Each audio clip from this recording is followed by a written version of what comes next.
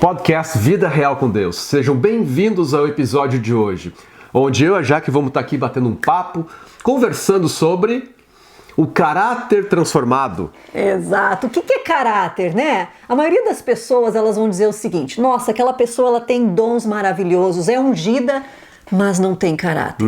Ou a gente se pega perguntando: Deus, eu te amo, eu sei que tu tem um plano para minha vida, mas parece que existem áreas onde eu simplesmente tenho falhas no meu caráter e eu não vejo como é possível sair desse lugar. Transformação.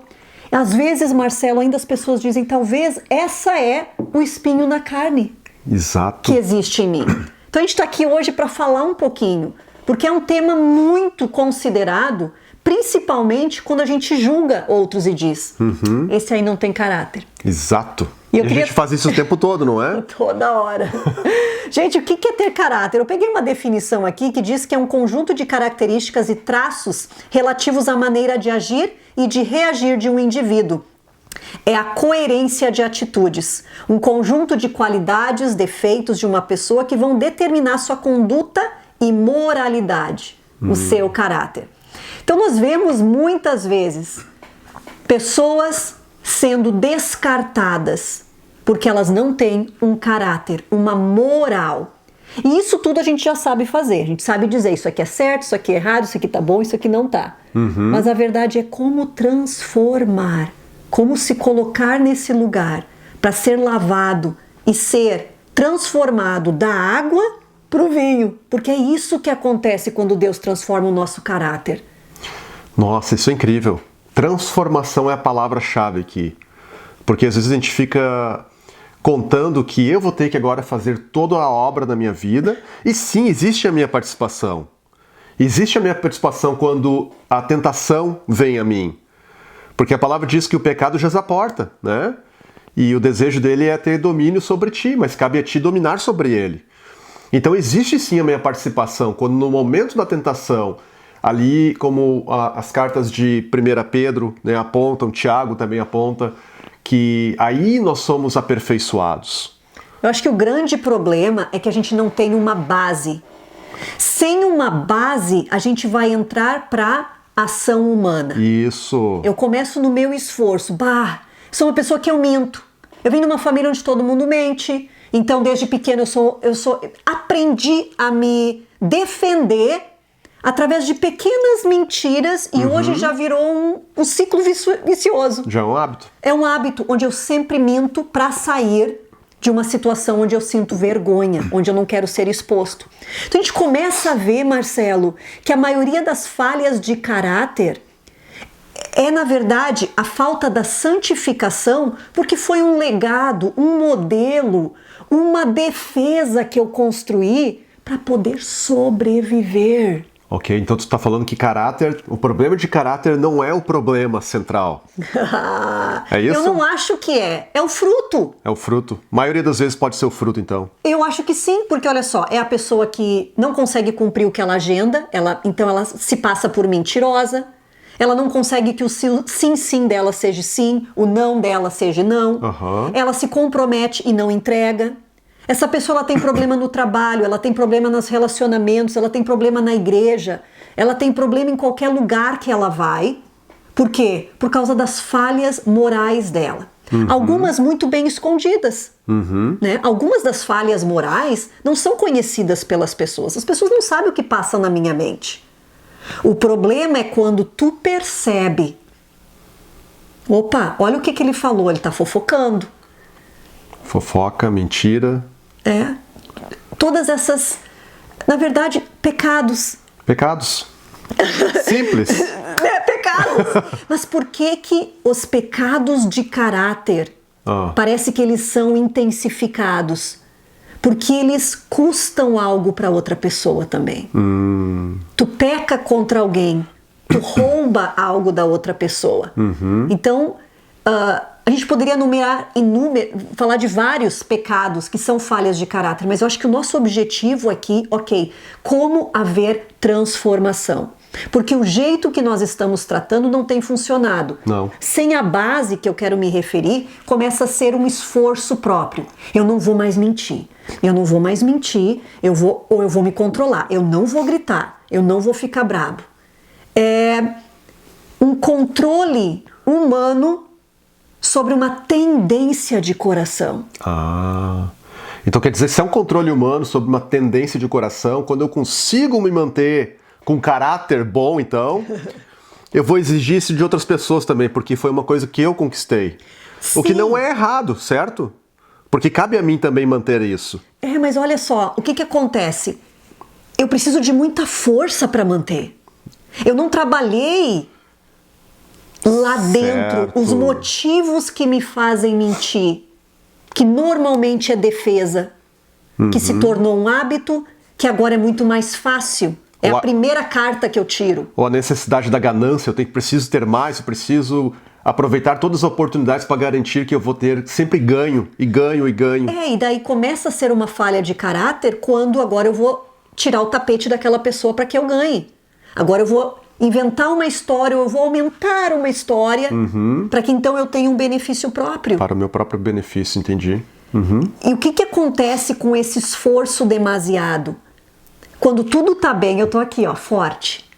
Eu não trabalhei o coração, eu não trabalhei tudo o que gera isso, o que me fez construir esse mecanismo de defesa. Eu apenas estou me esforçando para não mentir, para não pensar bobagem, para não dizer, não fofocar, para não gritar. E quando eu estou abalado, um casamento está em crise, um filho foi perdido, um trabalho foi me retirado, eu passei por traição, eu não tenho aquela força. Agora parece que surge em mim toda aquela maldade que ficou retida com uma força superior. Sim, faz todo sentido. E agora eu olho para trás e eu penso, meu Deus, quem eu sou? Mesmo porque aquilo que ficou retido ficou ali dentro borbulhando. Sempre. Ficou sendo sufocado. Tu não vai vir para fora. Exato. E aí é onde a gente tem o exemplo de que nós temos um lobo bom e um lobo mau, né? Dentro de nós. Quem tu alimenta mais, e obviamente, mas o que acontece é esse lobo mau não significa que ele não está necessariamente sendo alimentado. Ele está enjaulado. E o Senhor, ele veio para nos trazer liberdade. E não para enjaular áreas do nosso coração ou dizer, ok, deixa isso. Ele diz, abre. Toda essa escuridão precisa ser limpa, purificada. E é esse o processo que a maioria de nós não quer passar. Porque eu preciso ir fundo. Eu provavelmente vou identificar áreas do meu coração onde eu construí esses mecanismos de defesa para me proteger. Então, se eu construir isso para me proteger, quer dizer que é arriscado eu me ver livre disso. Porque, de certa forma, tem me assistenciado até então a me manter num estado sobrevivente. Óbvio, porque daí eu vou ter que realmente fazer a pergunta, por que eu preciso me defender? E se eu preciso me defender, significa que eu acredito algo sobre mim. Eu não sou bom o suficiente, eu não tenho o que é necessário, e é ali que as máscaras então começam a vir. E é importante a gente trazer isso porque na nossa própria vida a gente pode identificar isso, mas hoje ajudando pessoas, a pessoa vem, a tua situação é apresentada para nós, imediatamente morto. Sabe como é que a gente faz? Nada disso importa. Nós não ficamos assustados porque é uma pessoa que traiu a esposa. Nós não estamos assustados porque essa pessoa roubou algo da igreja. Nós não estamos aqui apavorados porque essa pessoa teve pensamentos em áreas completamente... Que assustaria qualquer outra pessoa, né, Jaque? Exatamente. Precisamos dizer isso. Porque pecado é pecado. Iniquidade é iniquidade. Não é pecadinho, não é pecadão. Obviamente tem efeitos diferentes em nós e em outras pessoas. Porém, tudo está ligado ao nosso mecanismo e tudo vem do nosso coração. Então, olha só, se isso tudo é pecado, quer dizer então que a gente coloca tudo na mesma esfera, no mesmo pacote, e o problema então nem são essas coisas. É isso que está dizendo. O problema central são as raízes. A base. A base de tudo. Base, talvez... A base é abandono. Os fundamentos. A base é orfandade. A base é eu não sei quem eu sou em Cristo. Então hoje eu aceito Jesus. E em um ano eu não fiz isso aqui, ó. Nossa, tudo mudou na minha vida. Então agora eu estou num platô onde eu começo assim, eu não sei se eu sou filho de Deus. Não sei se eu sou salvo. Olha quanta coisa ainda tem para mudar na minha vida. Nós não estamos preparados, eu acredito, a gente não foi ensinado de que esse processo de transformação moral e de caráter faz parte da vida de todo mundo. E quanto mais o pecado te afetou, mais tu vai precisar ser trabalhado e restaurado. Mas isso não é uma culpa, nossa, olha só quantas falhas de caráter tu tem. Não, eu vou olhar para isso e eu vou dizer, aqui está a minha lista. Eu vim de uma família onde todo mundo sempre acreditou que tirar vantagem dos outros é melhor. Eu vim de uma família onde mentir é sempre a primeira opção. Eu vim de uma família onde... E aqui não é dizer o problema foi a minha família. Nós viemos de um construto social, de um lugar. E a partir desse lugar, nós fomos construindo a nossa personalidade. Nós fomos construindo quem nós somos e o que nós permitimos hoje ser fruto na nossa vida.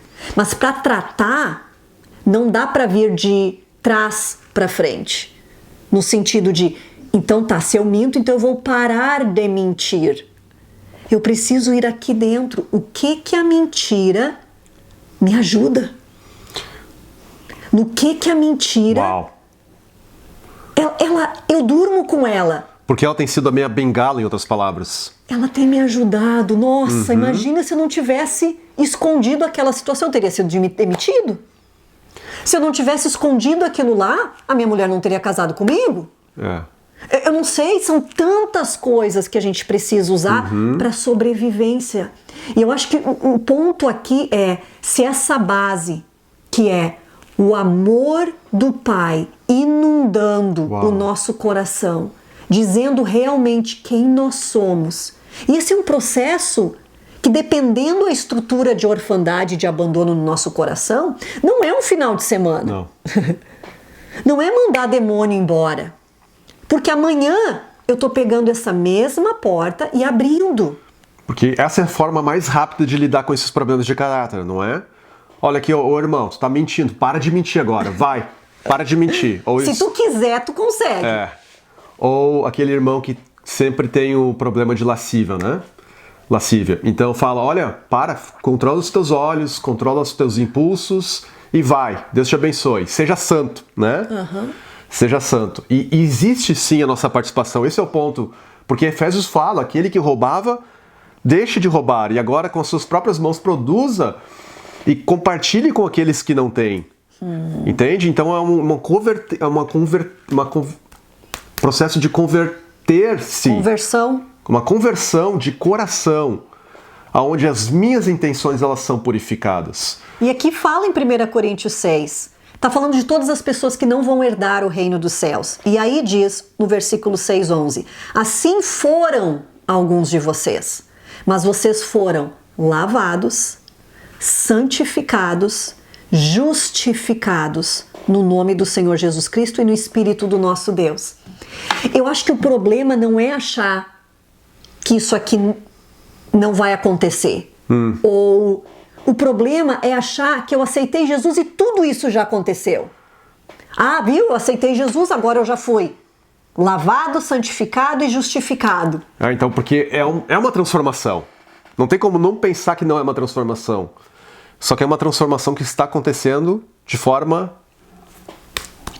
gradativa. E precisa ter o meu papel. O que às vezes a gente espera, Marcelo, que Deus venha e que Ele simplesmente faça isso aqui, ó.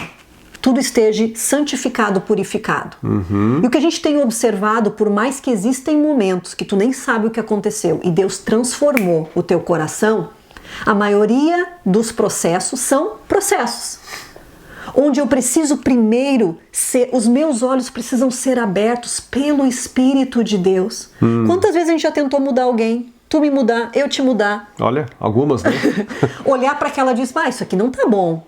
Enquanto eu não olhei e vi, isso aqui precisa mudar, o Espírito Santo não tem lugar para vir me lavar, me santificar, me justificar. E aí é uma guerra que a gente não ganha, porque é humana. Tu precisa mudar. E eu não cheguei nesse lugar de compreensão. Porque para eu permitir que o Senhor venha, ele diz o seguinte, eu tô à porta e eu bato. Se alguém abrir, quem é que abre? Quem é o dono da casa? Por mais que tu tenha a intenção que eu venha a ser transformada, tu não pode abrir essa porta para mim. Não. Eu não posso abrir essa porta para ti. Aqui é onde vem os maiores conflitos conjugais, familiares, das pessoas que a gente ama e que a gente quer transformação. É por isso que a palavra diz que é pelo Espírito, ele que convence do pecado, da justiça e do juízo. Então eu posso ter uma parceria com o Espírito Santo, onde a minha oração não é muda.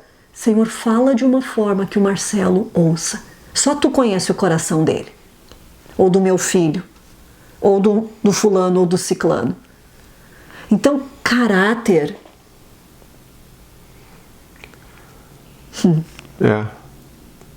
O detalhe é que a gente às vezes espera a perfeição, né, das pessoas e de nós mesmos, muitas vezes. E o que acontece é que nós não vamos ser perfeitos. Enquanto peregrinos aqui nessa terra, a gente está no processo, né? E o processo vai nos colocar numa condição de humildade diante do Senhor, porque nós dependemos dele para receber a transformação e para nos darmos conta de quem nós somos, por que nós estamos aqui e como a gente vai conseguir fazer tudo isso que o Senhor planejou para cada um de nós. Para que a nossa vida possa ser um perfeito reflexo de quem Ele é. Né? Até que todos nós alcancemos a perfeita varonilidade de Cristo Jesus, né? A medida da estatura dele. Verdade. É o fim do Evangelho, não é? A transformação que acontece nos nossos corações é que a gente possa refletir, emanar essa glória de Deus. Primeiro lugar, nas nossas famílias. Segundo lugar, em todos os nossos meios sociais, vínculos sociais, trabalho, escola. E igreja, né? Igreja, que a gente possa também congregar junto com os santos, que a gente possa refletir dessa glória de Deus, que ela traz a compreensão de que nós somos, sabe, dependentes dele. E assim como eu sou dependente do Senhor, eu também posso estender graça e compaixão para o meu irmão, para a minha irmã. Ao invés de apontar dedos, olha, você não tem caráter, você precisa fazer diferente, ou essas pessoas precisam ser assim, assado. E como cristãos, a gente está chegando num lugar que a gente não está tendo as respostas. Não. A gente não consegue ajudar quando a pessoa vem. Quando ela diz, olha, eu estou com dificuldade nessa área. Só o que a gente diz é, ora mais. Tenta mais. Vai criar vergonha na cara. Vai Alguns criar vergonha na cara. Ou vai falar com um profissional. Isso.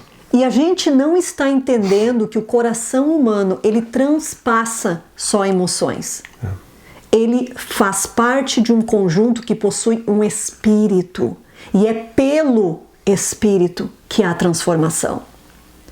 Eu não consigo parar de falar sobre isso, que é pelo espírito. Porque senão nós vamos ter vários robozinhos que tem um caráter maravilhoso, mas que não tem um pingo de espírito vivo, que é onde nasce a compaixão, que é onde nasce aquelas águas vivas que fluem e que agora eu posso então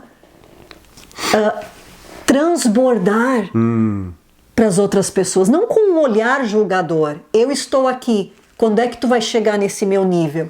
Uau. Porque não é para isso. Não. A gente estava conversando antes dos discípulos que Jesus escolheu. Na época, eu não sei toda a história, mas na época de Jesus, parece que os melhores já tinham sido escolhidos pelos rabinos. Os que sobraram é que Jesus pegou. Isso. Não eram os de caráter ilibados. Não eram os bambambãs que tinham decorado a Torá toda até os 8 anos. Não. E sabiam recitar de frente para trás. Eram os rejeitados. Aqueles que não ouviram do seu rabino dizendo, venha, siga-me. Esses puderam ouvir do próprio Cristo, o Messias tão esperado. Segue-me.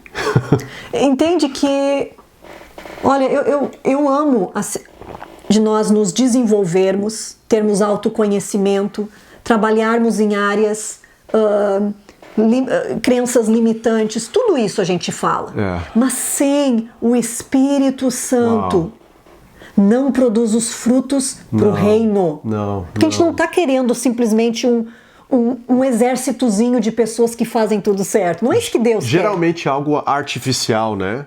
Que tem um prazo de validade. Eu não vou conseguir manter aquela fachada toda, aquela estrutura toda por muito tempo, porque não é algo que vem de dentro, não é genuíno, não é verdadeiro para mim. Porque eu não experimentei isso em primeiro momento no meu coração, dentro de mim.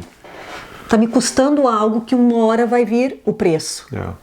E é ali onde a gente tem os burnouts, é ali onde tem as pessoas entregando, eu não posso mais, não é isso que eu... Não foi para isso que eu comecei essa jornada. E aí, Marcelo, o que me vem à mente é, Deus, Ele criou todos nós para sermos filhos. E hoje, quando a gente pensa em família e filhos, existe algo mais difícil do que criar filhos? Porque a gente não consegue criar robozinhos que são perfeitos. Não. Precisa ter relacionamento, conexão. Nós precisamos do Espírito Santo nos ajudando para que eles sejam tudo o que Deus criou eles para serem. E não é diferente na igreja. Mas Jaque, tu não sabe quanto tempo essa pessoa já tem caminhado com Cristo. Olha só, já era tempo de a pessoa ter mudado de vida. A gente ouve muito isso, não é?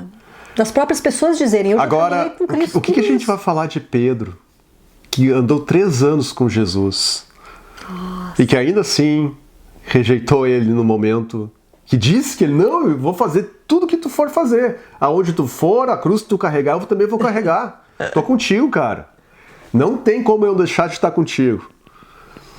Então passou 3 anos com o próprio Jesus. Imagina, Jaque, então todos eles ali tinham falhas no seu caráter, ao ponto de mentir. Fazia parte do grupo dele. Não era eu. Você está enganado, né? Deu desculpas, nem conhece esse cara ali, não, né?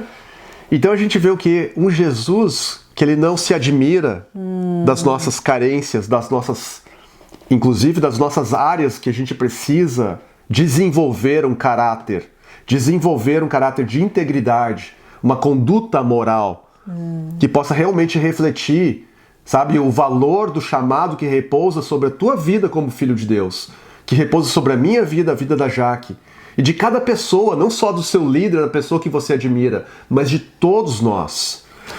É incrível ver que esse Jesus, ele chama a gente de volta. Não acusando, mas mostrando aqui, tem junto comigo um espaço onde você vai ser aceito, acolhido. Pedro, você me ama? Pedro, você me ama? Pedro, você me ama? Sabe, talvez é isso que você está escutando do próprio Cristo nesse dia de hoje. O seu nome, 3 vezes chamado pelo próprio Jesus. Você me ama? Você me ama? Eu não estou me preocupando com nada a mais a não ser o seu coração. O que eu preciso, o alvo de Jesus para ti e para mim, é o seu e o meu coração. Não é o que você vai fazer, simplesmente. O que você vai fazer será muito mais um reflexo do estado do seu coração. E isso são boas novas, são novidades maravilhosas do nosso Jesus. Eu me lembro de um exemplo de um rapaz, nesse ano que a gente ministrou, ele tinha dificuldade, sim, de roubo. Sem querer, ele estava, sem querer que eu quero dizer, sem ele notar, a primeira opção dele, pela forma que ele foi criado, era pegar algo em qualquer loja. E depois das ministrações, trabalhando as legalidades espirituais, a forma dele ver a si mesmo, tudo isso limpo, 2 semanas depois da ministração, então ele liga para nós, como é que estão as coisas, e ele diz o seguinte, eu estava na loja e me ocorreu o pensamento, olha o hábito.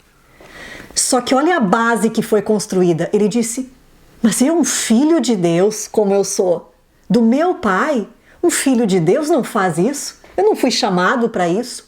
E a partir daquele momento, ele não teve mais essas ações. E o que mostra a base? A gente está preocupado em mudar comportamento. E aí a gente vai ter... Nossa, viu como ela é boa? Como ele é bom? É. Olha só, esses membros aqui, caráter maravilhoso. Mas a verdade é a base.